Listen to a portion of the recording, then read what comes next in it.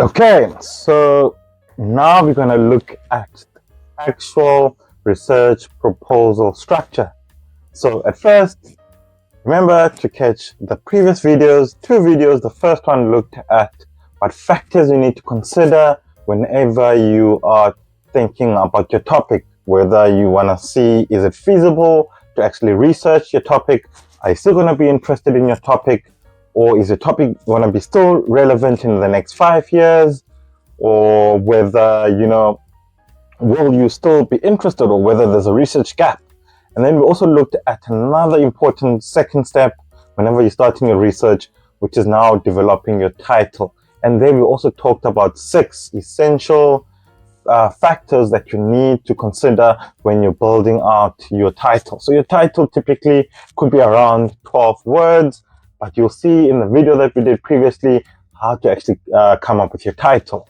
So now we're going to get into the crux, which is the research proposal structure. So what we're going to first start with, which is very important all the time, is to actually carve out your bones kind of before you actually put meat onto the bones. So that in that case, it would be a contents page. So you need a contents page within your research. But in this case, we'll just write it here as headings, which will also form part of our document for our research proposal. And after we have our headings, we'll delve into each of the headings to kind of like flesh it out. What do we need to have within under the headings? What you need to write? What do you need to consider? So remember, you need to also always reference. So we also have another video within the playlist for the academic research within this channel, where you can actually look at this playlist, which the video is currently at. You'll see how to actually reference and actually how to write without even using AI. Remember, for universities, AI is a no-go for writing as a writing tool. So you're in the right place, where we actually showed you how to do this the old school way, which is the right way. So you can use AI for other stuff, like as your research assistant, to kind of like, fetch sources for you, but you need to have the sources, physically. You need to access them. You need to actually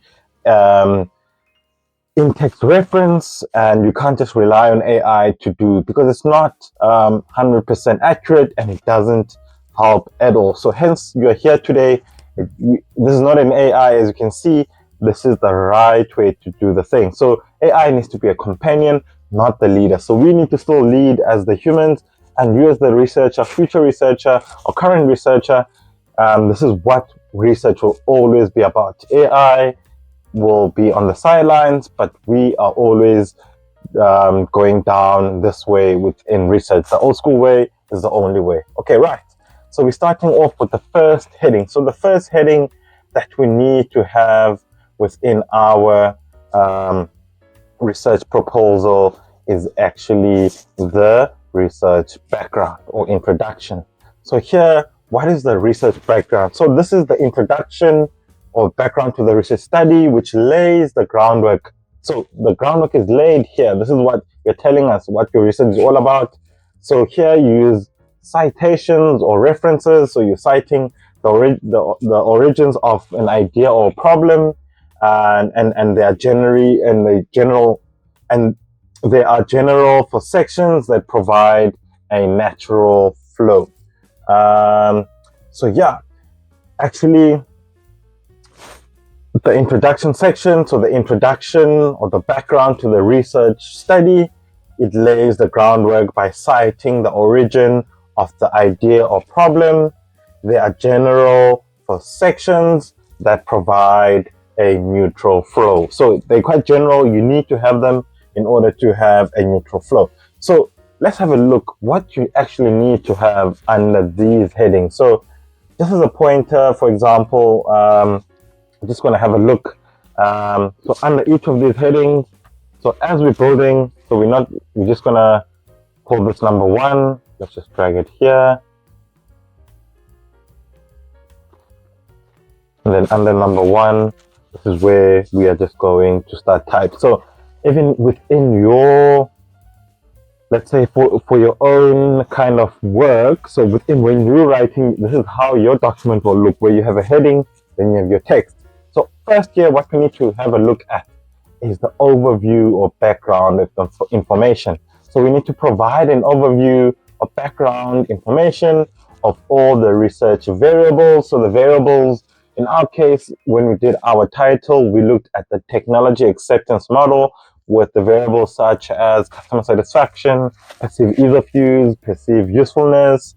So here it's where we're going to be looking at our variables, especially those in the title, as I've said, to locate the context, so the industry or area of the problem and the importance. So this is the essence of what you need to have included under this section. And then the next section. So the next section will be number 2. Remember, now we're also building out our kind of contents page as well as the document that we will be actually having as well. So let's just move this down. So let's first maybe just conclude on this introduction, because there's a couple of things that we need to take into account under the introduction. So first, we spoke about looking at the overview, and then secondly, within this, so remember, these will become your paragraphs, so the paragraphs that you're actually writing. So the second one is the area of concern or the topic importance. So you need to clarify the area of concern or whatever needs to be justified in the research. So that's what your second paragraph will then focus on within. Remember, we're still within the introduction. You're writing a couple of words which are focusing on these, and then also so after that, what then we have a look at, we look at the research gaps. So remember, even in our title, whenever we were doing our kind of research before we started our study, we looked at other research gaps. So these are the research gaps that you need to now include over here. So here you're talking about, have others studied this area? Is there a gap worth exploring? So remember, you've done it before you came off the topic. So now you just have to kind of lay it out and write it in writing and cite using academic writing. So you need to look at what are the research gaps. You need to use multiple in-text referencing to collectively highlight the number of studies that identified potential research gap by observing what others have done. So here you're just observing what others have done before. So, and then you say, okay, actually this is what the people have done. Maybe there is a gap that what I can also look at. So, and here there are various gaps that you can actually look at. So these gaps could include like things like looking at a different country. Maybe someone did a study in America, but you're in a different country. So there's already a gap. If they did it in America, you can do it in your own country. So that's a gap. You've observed that. It could be a different sample or target group. If I use sports fans, you can use shoppers or, maybe ladies or whatever. I mean, not that ladies don't be sport fans, but you can choose whatever your target audience is. You can look at, okay, this person has done it in a certain industry. I'm going to probably do it in another industry. So that's a gap. You need to look at different research approaches. Maybe someone did qualitative, then you want to do quantitative. So there's a gap there as well. Maybe someone did a larger sample or maybe a smaller sample and you want to do a larger sample, or vice versa to what the person has done. So another thing that you need to look at over here would be whether they use a different platform. For example, if they looked at social media, you can look at e-commerce or mobile commerce, or you can look at real life, because social media versus real life. So if someone spoke about social media, you can actually look at, offline research of a similar topic as well. And then also looking at different theoretical models. So if you chose ServQual or you chose the technology acceptance, then you can look at another model, but similar to what they've done. So that's a research gap that you're actually observing already. And then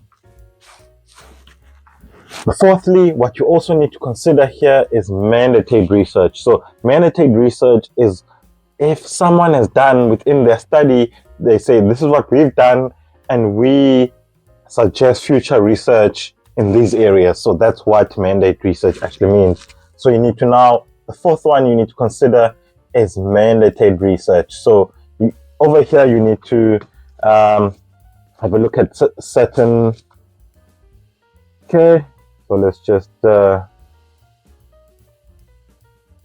view it properly.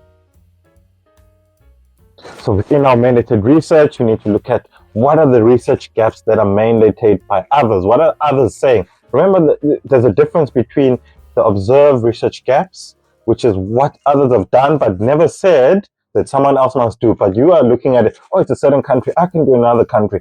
Oh, it's a certain sample, I can do another sample. Oh, it's a certain industry, I can do another. So that's what your research gaps that you've observed. But in mandated is what they've said. So if you read articles or you go to the limitation sections right at the end, even like with the books, for example, theses or dissertations, there'll be limitations or future research. So you need to look at what have others said. So here you're writing about actually A and B have said that future research is needed in this area. Remember, this area is also what your title and your topic is within. So now you're building it, it's coming together. And then here, the authors who expressly specified the need for further research versus above the research gaps section, where you simply observe that research gap was, for example, in a certain country or cohort.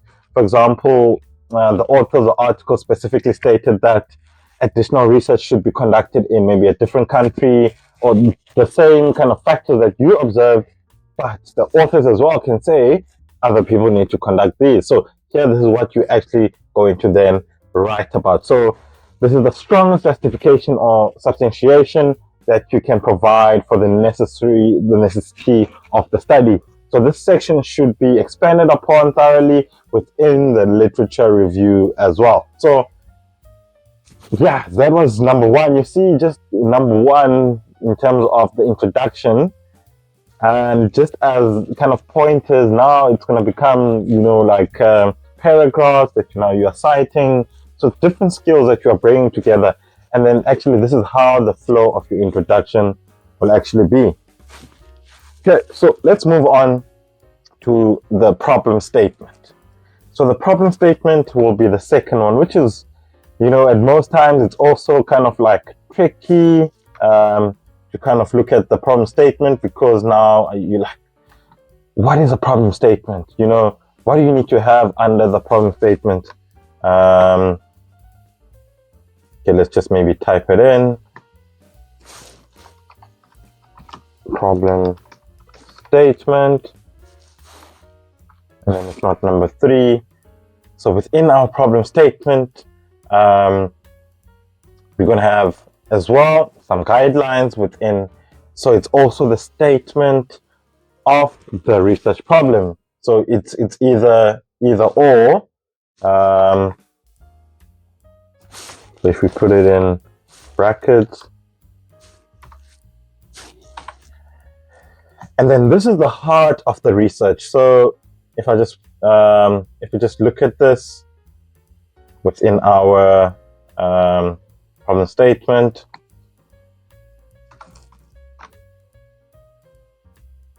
okay, we just drag this here,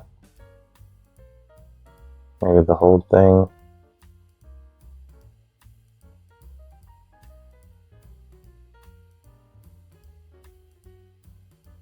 Okay.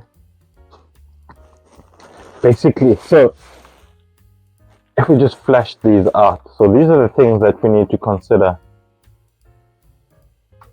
when we are doing our problem statement, so that we know what we are actually doing.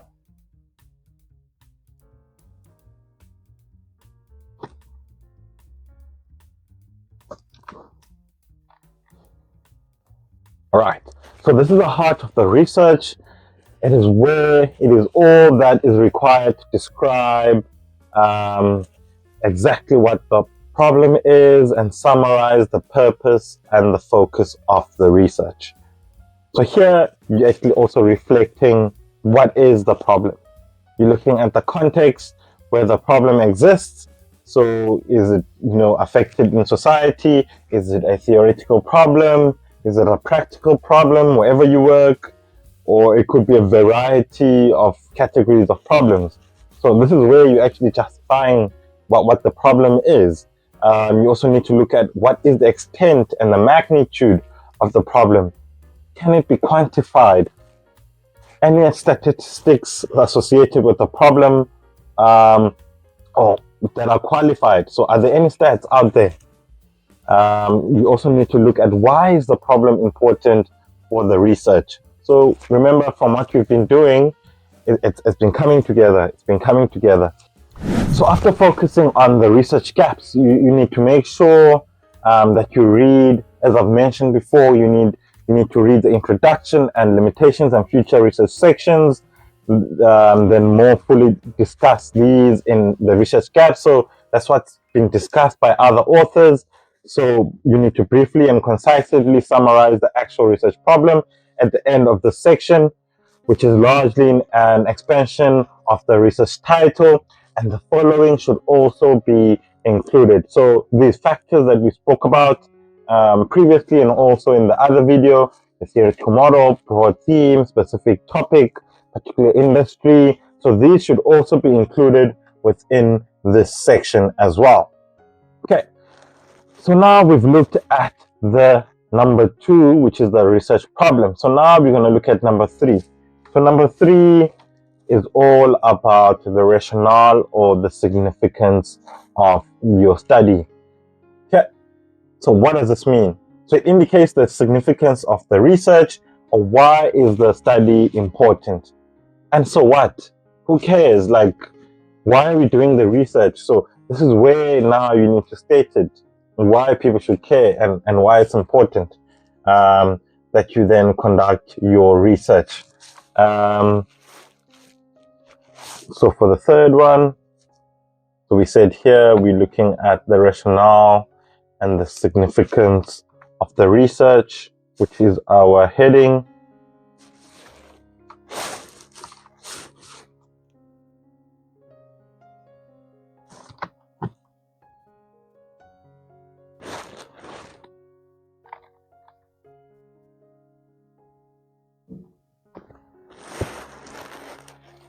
Okay, so also we need to take into account in what way will the study make an original contribution to existing knowledge or theory. So for example, it could be existing practice if you're looking at practical or industry, or any policies if if you're doing law research or something.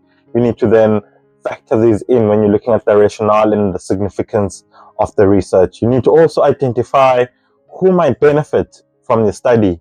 Is it a social group? Is it an industry? Is it companies, organizations? Is it government departments and or other academic disciplines? So it could be all, it could be either or. And also you need to look at the section, does the research contribute to the body of knowledge? So are you doing something that is contributing to the body of knowledge?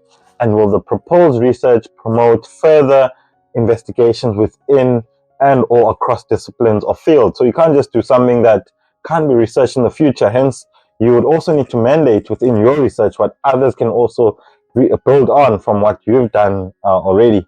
Also include the expected outcomes in the relation to theories, practical policies, and personal learnings. And what are the expected outcomes, results, and contributions that you wish to achieve. For example, do you want to have a new theory, a new model? So if you probably doing a doctorate, new theory, new model, or if it's a master's, just like a new finding from an existing model. It could be a solution to a practical problem. It could be also a specific aid to practitioners in a particular field. It could also be an instrument of use within an industry, and etc. So we've looked at now 3 headings. Number 1, introduction. The second one was the problem statement, and now we looked at the rationale and the significance of the study, which is actually, who cares? Like, why are we doing the study?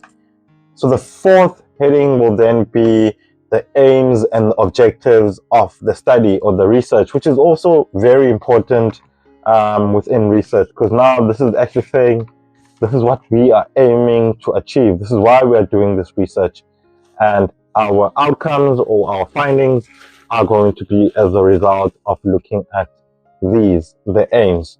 So within here, we need to actually clarify the aims, the objectives, and the envisaged goals, or what goals you envisioning for the research in respect to the problem statement and the research questions as well. So the aim is a broad statement of what the research intends to achieve or contribute towards. For example, broadly, what is the study meant to accomplish? So that's what this section is all about. For example, the aim, the study, the title that we did, remember, was looking at e-commerce and satisfaction, and the aim there was to measure the effectiveness of technology acceptance model constructs or factors on influencing customer satisfaction on e-commerce sports category amongst sports fans in South Africa. So I still remember the title. So you can check out the video that we talked about the title. So basically, that's what our aim would be for our example study over here. Right. So moving on. So you'd also need to have your objectives.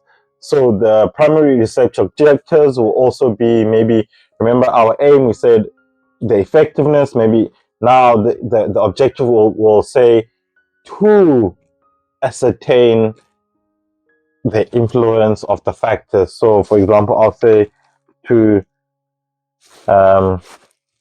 ascertain the influence of term constructs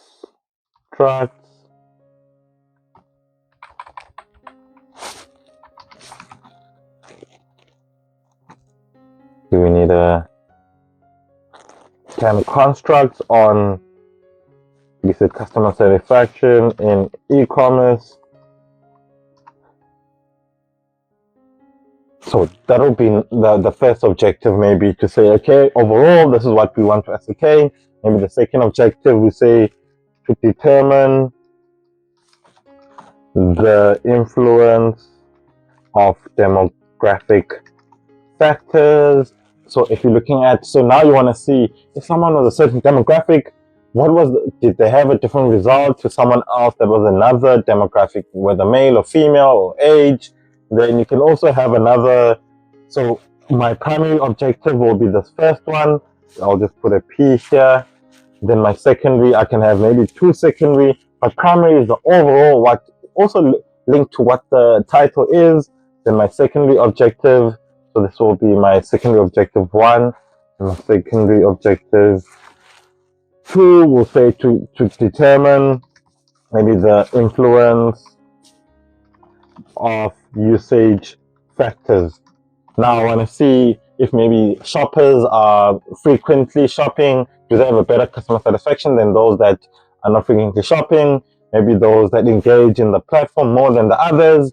Are the differences amongst those? So basically here we've looked at the aim, which is the overall statement, and then we looked at the actual objectives, which is now like an objective statement that we need to answer from our research. So these objectives are very important because they will then translate into research questions. Or you can have your research questions first, then you have your, but it will be something similar. So you'll see now the next section is actually looking at research questions, or you could have hypotheses. So research questions will be number 5, where we would look at the research questions or hypotheses. So here we'll just focus on research questions. So we can just translate so we said these were our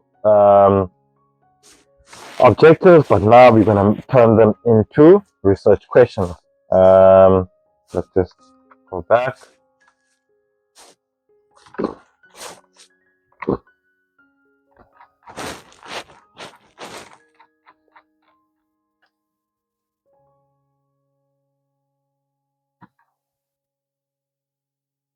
Okay, these are my research questions.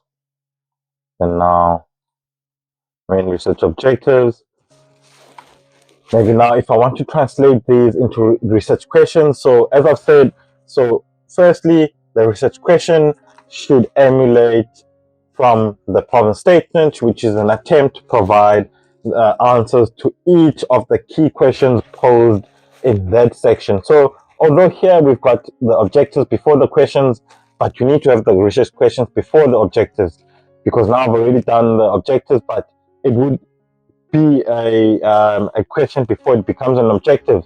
So maybe the question here, if I just take what I've already done in terms of objective, we say to ascertain the influence, we'll say here, what is the influence of that? And then here we'll say, is there an influence? Or we'll say, do demographic factors, yeah, we'll say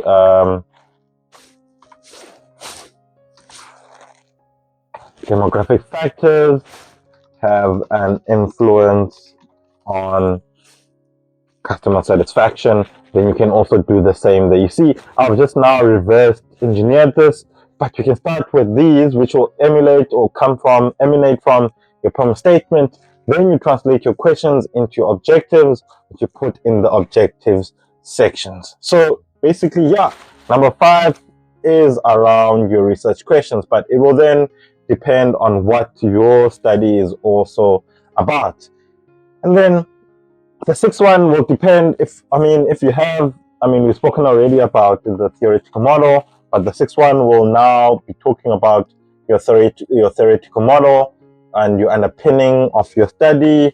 So here you spoke about your theoretical model within your title, but now you need to write about your theoretical model. So you need to kind of it's like an history, where it comes from, like who was the first author. So the theoretical model framework helps the researcher to explain time-tested theories that embody the findings of numerous investigations on how phenomena occur under given scenarios. And the theoretical framework can be written in prose or written in format and in a visual format or a diagram, and it reinforces by a summarized explanation of the diagram if you choose a diagram. And the theoretical framework frames the study and identifies the key theories and concepts that underpin your study. So as I've mentioned earlier, and also in my previous video, we spoke about the title. This is what the theoretical model is all about. So here, it needs to be stated differently. The theoretical framework provides background information on your study, which emanates from your theoretical model, which I've said. And here you need to your discourse should explain the how and the why things have transpired in the manner they have, and to anchor the research and your thesis. And your narrative must include examples of the theoretical underpinning, where it has been used and by who, as well as a summary of those findings. So basically, that's what you will have under your theoretical model section, which is your number 6. And then your number 6.2 would then, let's say that will be 6.1, and then 6.2 would then be the diagram of the, let's just say here is, okay, we'll just say 6.2 here. We'll just call this 6.1, and we call this 6.2. And then you'll just have now your diagram. It depends what your diagram is all of. So for example, I'll just put an example diagram, or maybe if I could find maybe the sub-qual diagram, and then we can add it there, where we will then talk about, so in your study you will then talk about the sub-qual. Let's just see if anyone talking about the sub-qual diagram.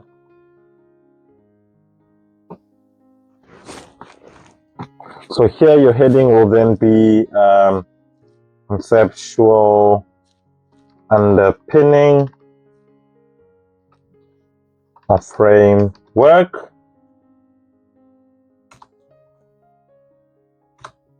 And then here, the conceptual framework is the research own position. So here you can just kind of like, I mean, it's another example. So you spoke about it, you'll speak about the theory, and then here you'll just touch on and say, this is an example of the diagram, and then you will then need to add it as part of your study. So I'm just going to add something here. Seems like it's just added as a, let's just make it a bit smaller. So this is the serve qual, which then we will then say here A, B, C, D, E. So we'll like talk about it and then say example below. So we explained it, and now we're showing what the diagram is all about. Cool. And then next we need to have number 7. So number 7 will be your literature review. Very important. So your literature review, if we just talk about the literature review as well, let's move it maybe.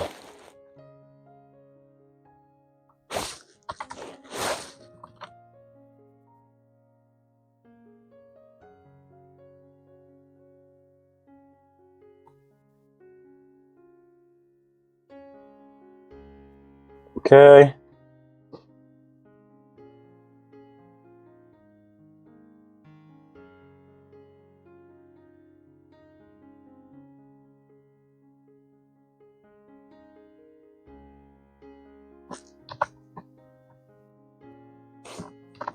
Okay, so in terms of the literature review, so these are some of the guidelines. So an adequate literature review is required in all research and should be included in a study of relevant books, journals, academic papers, presentations, official reports, government documents, newspaper articles, unpublished research, and other applicable online sources. So what is the purpose of the literature review in essence? It should provide evidence that you are well acquainted with past and current research in the field of study, and it should prove that the thesis will not duplicate past or current research and indicate how the intended excuse me, and how the intended research relates to similar and past research. In other words, the literature review positions your research within existing body of knowledge, which is quite important, but it is also important to cite both general literature and theory that foregrounds or informs your research or this research. So yeah, basically that's what the literature review is all about. And additionally, the literature review broadly comprises of the following sections, which should flow from broad to specific. For example, golden thread should be present. So we need to look at the background to the industry in which the research is located, overview of the actual topic, the past research, as well as the theoretical model. So here we also be sure to add your own critical voice or thoughts to the information contained in the literature review, but it doesn't mean that all the paragraphs are going to be your thoughts. So you just need to maybe cite 2 or 3, talk about an argument, then bring in your voice and say, based on what ABCD have said, I say ABC. Then as like not to come, because you can't come up with new theories because you haven't done your study. So once you have a study, your study will become a new theory. But when you are doing a literature review, you're looking at what other people have found, then you're having an argument and kind of stating your case on what they said, found, and what you then think, because now you're also about to, at the end of your study, you also have to justify what your thoughts have been. So basically, that's what you need to also include in your literature review. So here you need to look at, various ways. So also have various videos in this channel that you can have a look at how to, use mind maps to cover out or kind of like visualize your literature review and how to actually use the broad to specific kind of technique to develop your literature review. So yeah, so literature review would be then number 7, and then number 8 would then be your key concepts and the glossary. So now we are kind of like coming to the business end of things. So here we need to list and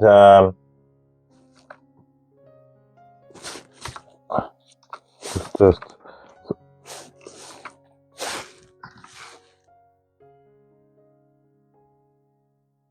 so here we need to list, clarify, and clearly define the key concepts in your study. Consider the key variables in the research title, problem statement, literature review. So all the stuff that you've done, and be sure to reference each of the concepts.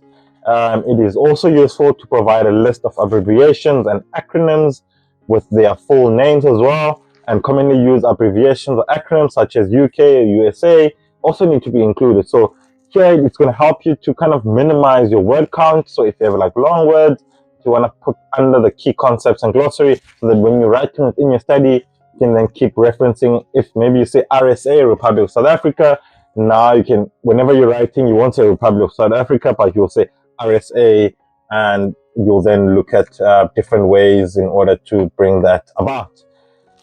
Okay, so now the next that we need to have will be our research paradigm, approach, design, and data collection methods. So these will all fall under number 9. So number 9 will then have, 9.1, 9.2.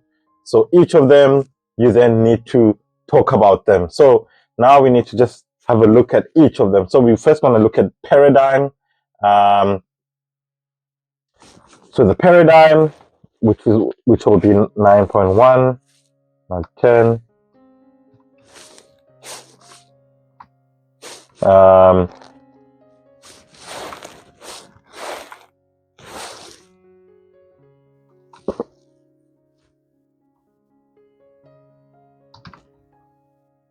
So that's your research paradigm. So here, clearly state the paradigm in terms of the set of common beliefs, agreements shared between scientists about how problems should be understood and addressed. So clearly state the paradigm that foregrounds your research problem. And for example, is it a positivist approach or a post-positivist approach, which is quantitative or interpretive, or post-modernism or qualitative, constructivism or constructivist, or critical theory, for example. So there's many, but now you need to then provide a reference for that. So 9.2 will then talk about your research approach. 9.2, which is your research approach. So here, so it's flowing from the paradigm stated above. Now you state and apply whether the research will be qualitative or your research will be quantitative, or combines the two. So is it qual or is it quantitative? Quant or is it qual? Okay, and then maybe let's just say here 9.2. Then 9.3, what we're going to have is our research design. So here, what research design follows the chosen methods. So consider longitudinal or versus cross-sectional, almost for the most common. For example, you could use exploratory, descriptive. So here it's all about what is the design of the research. So now you need to say, so I'm just going to include maybe some examples that you could include.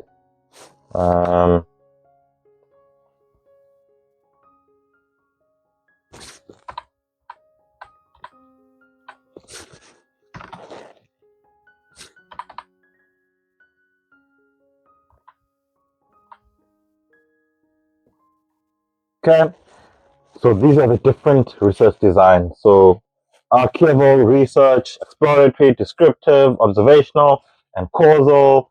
Could be descriptive or cross-sectional, generally quantitative, and a do research question, exploratory, observational or case study, which is generally qualitative and answers the why research question, etc. Or is it mixed? And you need to also provide your references.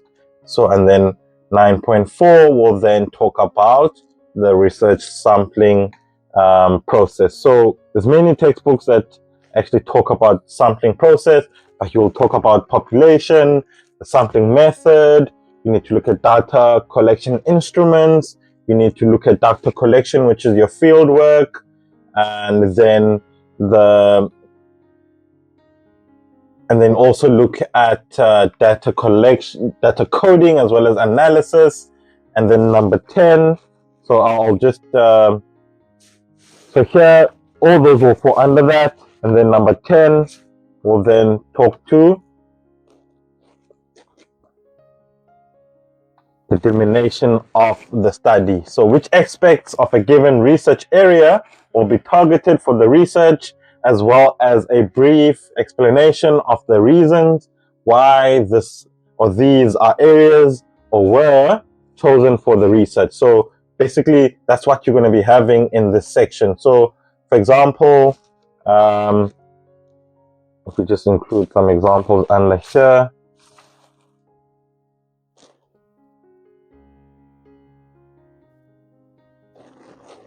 Okay, so these are the examples. So delineate the boundaries of your research, including the geographic area. For example, was it only at a university amongst maybe Gen Z or no other generation cohort, and explain why. Was it limited to the research? So here you're talking about limitations, actually. Limited to Cape Town only, or Kinshasa only? Was it only social media? Was it only maybe only e-commerce? So here you're talking about the limitations of your study. Then number 11, we'll then look at the ethical consideration. So here you state the ethical implications of this research and how you will address these.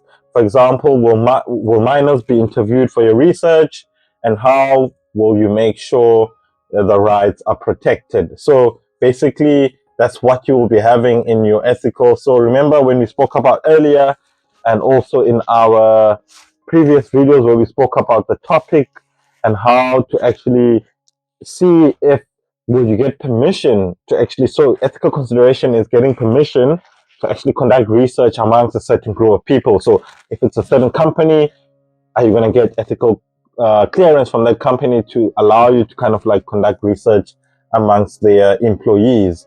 And then basically, and then number 12, where we are now reaching towards, the crux is an outline of the whole thesis, what the actual thesis is all about. So for example, so here remember this is a proposal, then we are going to build it.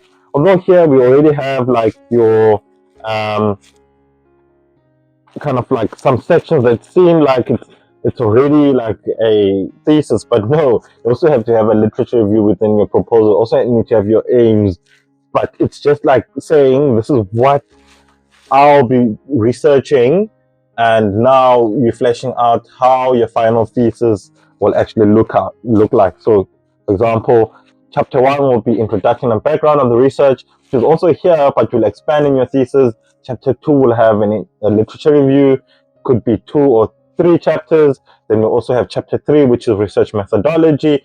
Then within our full thesis, chapter 4 will be research findings or results. Then chapter 5 will be discussions and analysis of the study. And then number 6 will be the conclusion and recommendation of the study. And then the number 13, which is another topic or another heading, will then focus on the research plan. So the research plan is actually your timeline. So here you just like say maybe you could have, for example, a table, or like, it depends what you want to have as a timeline. So I can maybe include a table, or you could include, let's just take this.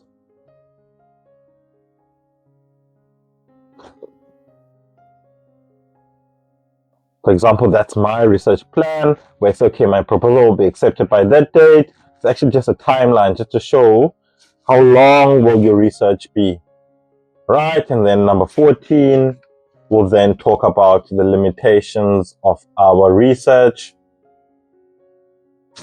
which is similar to delineations. But here we identify possible limitations or hindrances that may influence the research. So we're kind of thinking ahead and what factors can comprise the realization of our research plan, and what are possible limitations to achieve in the research agenda. So here we're just going to have these here.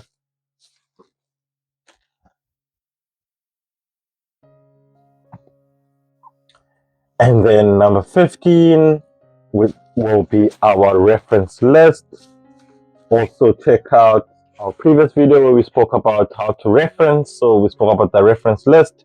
So here in the reference list, and then number 16, you will then have your summary, which is the last heading of your proposal. But remember, under these, you'll then have like text. So you have to write.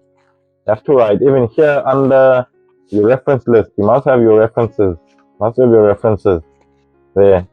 Then your summary, you summarize your research proposal in the following categories. Around, it depends how many words. So within your summary, you can have these headings, or kind of like pointers. You can have these pointers in your summary. So each will be a paragraph. So it's also exactly what you've done. You've done a problem statement, you've done your aims, methodology, ethical consideration. You spoke about the significance of the study as well. So now just summarizing it and bringing it all together. So yeah, that is the full proposal structure. So if you want to bring this together, please check out our previous video talking about the title, which is very important. But previously to the title, we also looked at factors to consider when you want to follow a certain topic. So it starts from broad, which is conceptualizing your topic, then looking, is it researchable? Will I love my topic? Then getting to the title, looking at the 6 factors of the title, what do you need to put in your title, then build out your proposal. So thank you for joining us today, and hopefully this will help you a lot. And if you feel this has really helped you, please don't forget to like and subscribe and share with others.